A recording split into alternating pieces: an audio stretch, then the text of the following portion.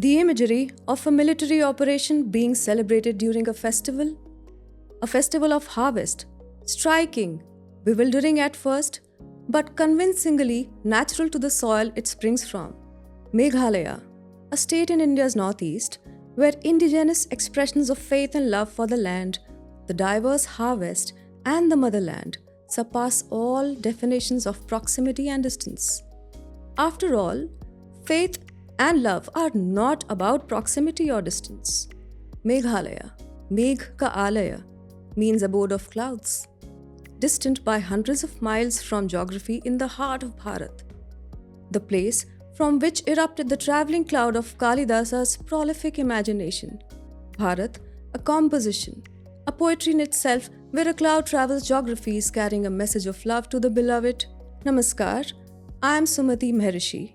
You're watching the pamphlet, and today I am bringing you a thought, an idea. Why the Prime Minister's Independence Day speech must dispatch itself from the Red Fort for Bharat Yatra, the journey of Bharat. Love travels, adorations travel, words travel, speeches travel, the joy of national integration and unity travels, the bhakti for the nation travels. Despite the vastness, the long distance relationship of the Northeast with historic movements and moments that take place in the west of India is thick and deeply embedded in Bharat's cultural consciousness.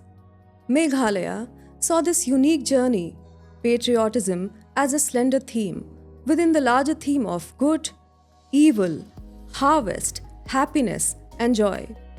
Operation Sindoor was celebrated in Meghalaya during the Bedhin Clam festival. The inwardness of this moment was significant, portraying the nation's own clinching determination for unity. Meghalaya delivered a message to Bangladesh's threats, a message not mounted on a brooding cloud, but over a vibrant eruption of joy. Men cheered, women joined them as streaks of crackers popped out from a symbolic installation crafted by the locals. This depicted India's military and defense capabilities displayed during Operation Sindoor. Clouds are free. They cannot be confined. And like clouds, minds too should be free. Political messaging breaks the shackles of threats to freedom and unity. Clouds travel, political messaging travels. The message was delivered to Bangladesh and its not so subtle threats to India in the context of the Northeast. Freedom, the essence of India.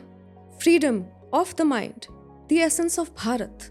The nation state and the civilizational state stand as reflections facing each other on August 15, 15 August, Swatantrata Divas. On the other side of India's map from Ladakh, Jammu and Kashmir to Punjab, Rajasthan, Haryana and Gujarat, people living in states in the west of India replenished a common thread during Operation Sindoor. This thread was preservation of freedom in small acts, in courageous acts, in every act of preservation of freedom. And these acts became people's own expression, regardless of age and gender, of happiness and joy for the nation. The sole celebration of India's freedom, the Independence Day, speech of India's Prime Minister must walk to them, travel to them, and not remain at one spot, one monument. Imagine for a moment PM Modi delivering his Independence Day speech in Meghalaya. It would tell us the Independence Day speech must move.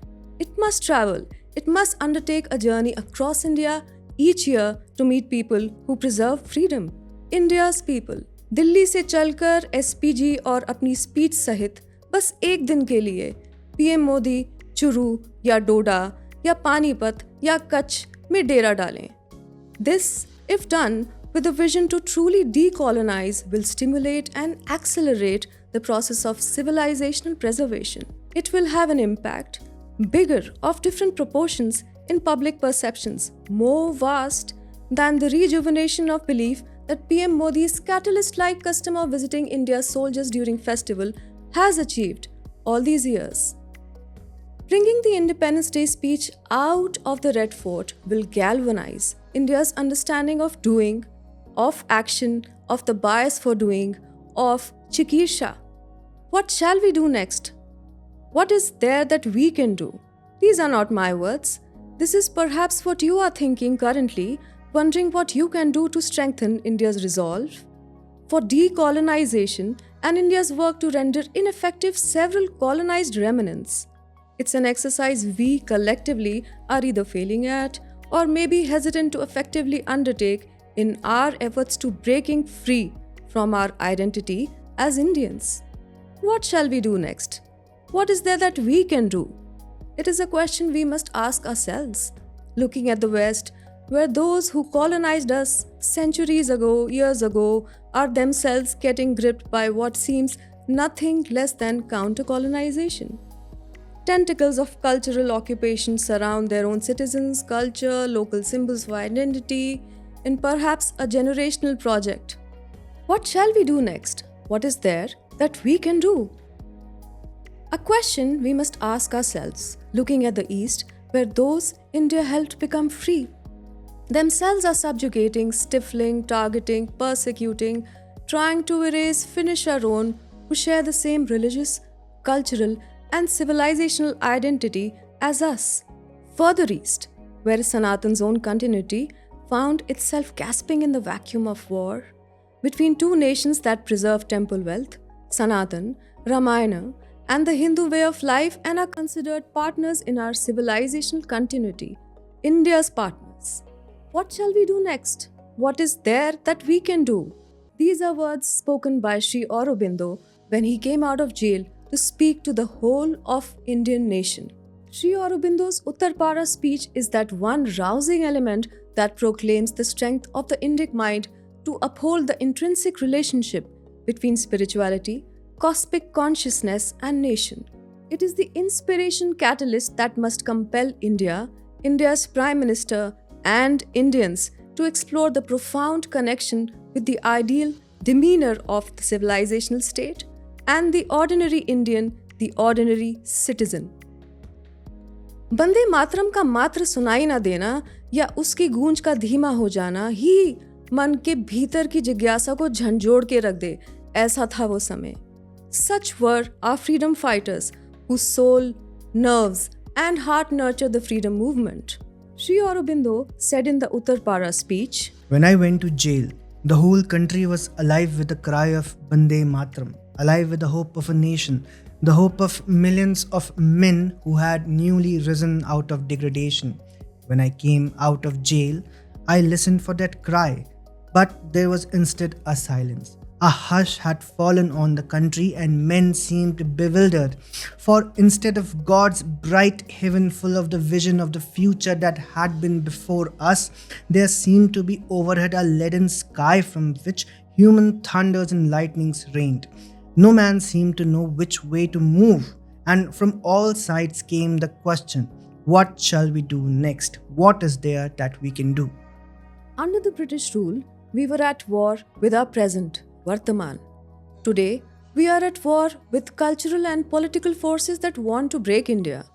संग्राम में विराम नहीं, हम वो अभागे नहीं जिनके जीवन में युद्ध नहीं, हम परस्पर धर्म युद्ध में हैं और इसके लिए भाषण में संदेश को दिल्ली से निकाल कर देश तक जाना ही होगा.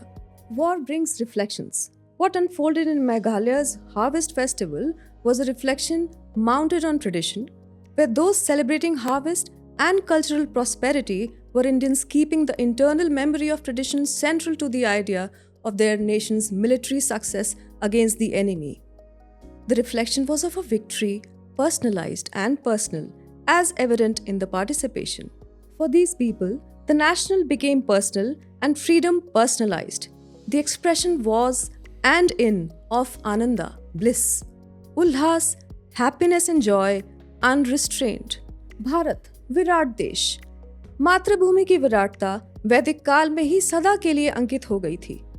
इस विराटता का आनंद, उस पर उमड़े संकट और आक्रमण, इस महान भूमि से उजागर वीर और उनकी गाथाएं, हमारे पूर्वजों के पराक्रम, संघर्ष और अनंत साहस की धरोहर, हमारे जीवन और यात्रा में अपने जीवित प्रतीक, स्मृतियां और छाप आज भी विभिन्न रसों से घुले मिले हैं. In Bharatiya civilization, the expression of the connection between self and the motherland is a tradition, and before tradition, it is sacred. The Atharvaveda is the textual abode of the realization of the Bhumi, the Matrabhumi, the holder and beholder of the gifts of nature. The Indic mind internalized its interaction with nature, self, and the land we call our own in her deification as mother, the sacred mother, divine, feminine. The philosophical treasures left their imprints on the minds of artists like Abanindranath Tagore, whose depiction of Bharat Mata and meticulous motifs leave the heart moved and tears dwelling. Tradition is in devotion, not the secular. So what is the problem with Red Fort, one might ask? The problem is not with the Red Fort, but with the Independence Day speech of India's Prime Minister being restricted to that one monument. दुर्गों का देश है ये, फिर जैसे तैसे किला क्यों विशेष है? लाल किले की प्राचीर, कैमरा फ्रेम में आई चांदनी चौक की एक सेक्युलर तस्वीर और नेहरू जी की परोसी खीर, सब अच्छे हैं, आदत हैं, पर आदत आदत है, प्रथा नहीं। प्रथा वो है जो आपको परिवार की जड़ों तक ले जाए। प्रथा वो है जो नारियल, मिट्टी, हल्दी, कुमकुम, चंदन, सिंदूर, तिलक, केसर और कथा से माथे और मन को सुसज्जित कर दे। प्रथा वो है जिसे आपकी पीढ़ियों ने मंदिर, भूमि, पगड़ी और सम्मान संभालते हुए, स्वयं मिटते हुए संजोकर आपके समक्ष रखा। प्रथा प्रत्यक्ष प्रमाण है जो आपके उल्लास और उत्सव या जीवन मरण में स्थापित और विद्यमान हो। इससे कम कुछ भी प्रथा नहीं है, वो आदत है, नहीं होने दे रही। ये एक आदत इस अत्यंत सुंदर और विराट देश की स्वतंत्रता दिवस यात्रा नहीं होने दे रही। आदत भारत दर्शन नहीं होने दे रही। आदत एक छोटे कस्बे में, समुद्र तट पर, अंडमान में, बोकारो में, काकोरी में, चंपारण में, अगरतला में, मयूरभंज में प्रधानमंत्री के भाषण द्वारा भारत उत्सव नहीं होने दे रही। माना कि एक भाषण इस दिवस का एक छोटा सा अंश है, लेकिन इस एक अंश का भारतीयों के समक्ष उनके ही घर द्वार पर रखा जाना राष्ट्रवाद के विचार को प्रखर और प्रचंड रूप देगा। यह आदत राजनीतिक भाषा विवाद को भाषा संवाद में, राष्ट्रवाद की भाषा में, सामाजिक सांस्कृतिक एकता में परिवर्तित नहीं होने दे रही। ये आदत दिल्ली के व्यवहार ही नहीं, उसकी फुंकार को भी लाल किले तक समेट दे रही है। ये आदत इंडिया को भारत भ्रमण पर जाने ही नहीं दे रही। ये आदत स्वतंत्रता को उन्मुक्त नहीं होने दे रही। ये आदत अध्यात्म को भारत के नैतिक रूपांतरण में ढलने ही नहीं दे रही। और इस आदत को प्रथा का नाम दे दिया गया। It is time to reinvigorate tradition by tweaking this habit.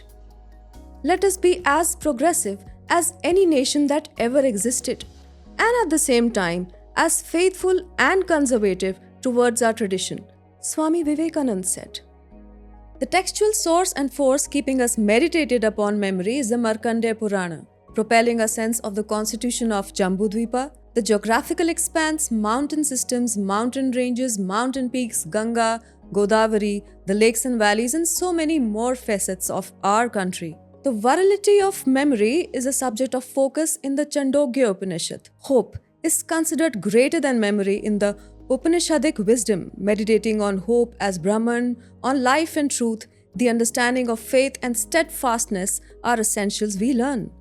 Today, all these aspects require and involve the concept of freedom. The threefold character of the world explained in the Brihad Aranyaka Upanishad should become the basis of 21st century India's exploration of India. The exploration of the heritage of cosmic consciousness is due. It must be reignited on a day we associate with memories of intense pain and joy that led to India. The Independence Day speech is that one intangible facet of India's progression in freedom, which must become the vehicle of pilgrimage of this sacred land. It must follow the footsteps of Adi Shankaracharya. It must pause at the significant military shivers pitched by the greatest warriors of Bharat who fought to defend the Matrabhumi. It must breathe its intentions for Bharat's progress at the birthplaces of Netaji, Bhagat Singh, Chandrasekhar Azad, Khudiram Bose, Rajguru, Sukhdev, Baka Jatin, Bipin Chandra Pal, Lala Lajpat Rai, Bal Gangadhar Tilak, Jai Rajguru, Surya Sen, and so many more freedom fighters. It must halt at the post-independence battlefields. The message must go to every Bharatiya that the Lal Killa, the destination in Netaji's quest for freedom and the venue for the trials of the soldiers of the Azad Hind Fauj itself has redirected the Independence Day speech towards the cities and towns of India. Celebration of freedom on a specific day is made of a collection of performative acts. Delivering the Independence Day speech is a performative act in asserting India's accent as a free nation. Under PM Modi, the performative itself has acquired a new language in audience performance interaction built from the Red Fort. In determination, tone, tenor, vision, the repeated calls for mission and public participation converging for national outcomes, India's well-being and nationalist intent, PM Modi's creative courage itself has paled the idea of the Independence Day speech remaining stationed and stationary in Delhi in our hearts. That the nation receives and responds to Modi's narrative on the new, newness and the futuristic from an address in Purani Delhi itself is no lean achievement. The symbolic and functional aspect associated with Rampart is that of fortification, defense and protecting. India under PM Modi can do without the timidity of asserting freedom from a single designated point associated with the year's most significant sequence of words. The need to step away from and dismount the rampart of the Qila in Delhi and the need to make the Independence Day speech suffuse the dialogue on freedom and celebration of freedom with life becomes more dense, particularly post-Operation Sindoor. The depth of truth on Bharat's Atmanirbharta has intensified. The tireless striving for economic and military strength has become wider, its urge stronger and appetite bigger than ever. Delivering precise explanations and explainers on Operation Sindoor to the world through contingents of leaders dispatched to different parts of the world, India under PM Modi seeks pragmatic value in taking success stories, pride and collaboration to global powers. Assertive storytelling has seen brilliant mutations in a multi-pronged, unconventional war of narratives. And this is exactly why the celebration of India's success as a free nation should travel for an internal dialogue within India to flourish. Delhi must receive talking points of national importance and not hand them out, and not pass off that handing out of talking points as tradition. And who would be this internal dialogue between? Between the civilizational state and the nation state, between Delhi and the rest of India, between the Prime Minister and the cities and towns, between the geographies and India's history, past and present, between history, present and heritage, thus development and Viksit Bharat 2047, between pride in the past and belief in the present and contemporary, between the ordinary people, luminaries, freedom fighters, change makers, doers, cynics even, between cultural and economic nationalism and individuals. Our leaders did their best in securing the Red Fort moment in the midst of horrors of the partition, avoiding which was completely in their hands control, experience and discernment. उस्ताद बिस्मिल्लाह खान की शहनाई की गूंज से विभाजन की पीड़ा कम हुई होगी। उस्ताद बिस्मिल्लाह खान भी लाल किले का महत्व अच्छी तरह जानते थे और उन्होंने इसकी स्मृति मेरे साथ कई बार साझा की थी। उनकी आंख चमक उठती थी।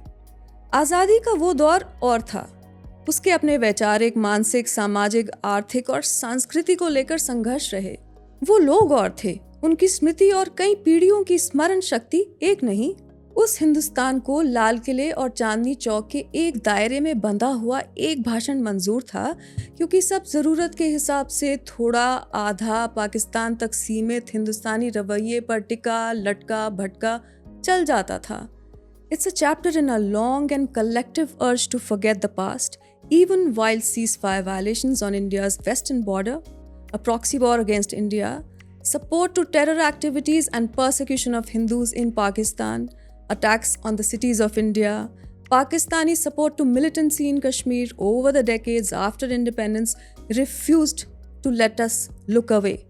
our generational memory and trauma refuse to let us look away. Memory is a powerful, virile, imperishable instrument for rejuvenation and restoration. Memory needs focus and meditation. We must not look away, but focus on our collective and individual memory as citizens of the nation state. During the dawn of August 15, the sun casts its monsoon-touched glow on the lush green Vindhyachal, Shivaliks, Aravalis, Sahyadris, as rivers swell with pride and swirl with their fertile weight towards the oceans. The green of crop India's tree wealth and the green of worship in Bharat's temples is in full glory. Temple towns receive the adoration of pilgrims across Bharat. The texture of Hindu socio-economy gains depth during this part of the year. ऐसे में जो बात प्राकृतिक और सांस्कृतिक सौंदर्य के हरित नेपथ्य से कही जाए, उसे राजधानी के एक किले में सीमित रखना क्या स्वतंत्रता को दीवारों में संकीर्ण करना नहीं हुआ? The road to Viksit Bharat 2047 passes through the continuing process of decolonization, building an inseparable connection between cultural transformation and development. Distancing the ceremonial importance of the speech delivered by the Indian Prime Minister at the Red Fort on the occasion of Independence Day is a cultural project crucial to the future of civilizational states' developmental goals, spiritual continuity, sustenance of integrity, and national integration. The suggested distancing is not indicative of Delhi being subjected to political reduction or alienation of any kind. It is not directed at withdrawing the importance of the Red Fort in public consciousness, or Delhi's historicity, or India's resilience against threats, external and internal. In the past, there have been instances of security cocoon under which the Red Fort is wrapped being violated or attempts of violation. Synonymous with India's sovereignty, the Red Fort has, over the decades since independence, gained the status of being the tangible symbol of India's honor and dignity thanks to the monument's association with August 15, 1947. The unburdening of the burden of colonial rule for centuries was so huge, perhaps, that it ended up overpowering the emotional resolve with which the leaders of independent India should have explored the idea of travelling to the city of Meerut. The bedrock of the 1857 mutiny, the first war of independence, the city nearest to Delhi, and in the following years, at least during the last 7 decades. With the Independence Day speech will travel the Prime Minister of Bharat. He will not be Narendra Modi for eternity. He will be someone else one day. The PM, that PM and those PMs should place the glimpse of Bharat for Delhi on Independence Day and reverse the flow of political and cultural communication. Delhi Bharat का एकमात्र बिंदु नहीं, दिल्ली अनेक बिंदुओं में एक बिंदु है उस श्रृंखला में जो भारत को सदियों पुरानी सांस्कृतिक धरोहरों में पिरोती है. To keep the pinnacle event of India's celebration of freedom permanently in Delhi is to deny the other bindus represented by the towns and cities outside Delhi their own in the continuity and its circular pattern. Imagine the cross-section of a deodar tree, which is a little more than 7 centuries old, or the circular rhythm in the work of Sayyid Haider Raza in his Bindu series. The towns and cities of India are bindus in that rhythmic pattern of continuity. That the linear journeys of Ram and Lakshman, the Rishis, Maharishis, and Acharyas of Bharat, Adi Shankaracharya, the great Rajarshis of Bharat, Chhatrapati Shivaji Maharaj, Devi Ahilyabai Holkar, Swami Vivekananda, Bal Gangadhar Tilak, and several other luminaries and shapers of Bharat have represented. During India's freedom struggle, every fighter from across Bharat relived, retasted, and rediscovered the essence of the spiritual purpose that guided the will and energy to shape, keep sharing, and continue preserving Bharat. अपने ही देश में अपने ही देश और देशवासियों के लिए अपने ही स्वतंत्रता सेनानियों के जीवन यात्रा के बिंदुओं पर स्वतंत्रता दिवस के उपलक्ष्य में उस एक भाषण की यात्राएं क्यों न हो? क्यों उनकी स्मृति के समक्ष स्वतंत्र भारत की उन्नति, विकास, धरोहर, शक्ति, सेना, भक्ति, विज्ञान, शिक्षा, कृषि, उद्योग, प्रयोग, सहयोग, सफलता, विफलता के शब्द और स्वप्न पुष्प प्रस्तुत ना किए जाएं? क्यों ना उनके जीवन, मरण, चिंतन, क्रांति और चिकीर्षा के वो केंद्र और वैचारिक स्मृति चिन्ह सजाएं और संवारे जाएं। क्यों ना ब्रॉडकास्ट वैन्स और प्रोटोकॉल इन शहरों और कस्बों में शिविर लगाएं? क्यों ना भारत की नदियों के तट पर एक वार्षिक स्वतंत्रता कुंभ हो? क्यों ना किसी एक शहर या कस्बे की छवि, ना कि दिल्ली की छवि, 15 अगस्त पर अपनी सौंदर्यपूर्ण छटा लहराए? Continuity of the Indian Republic is not destined and defined by polishing and repolishing the facades, stones and railings of the Red Fort for that one speech.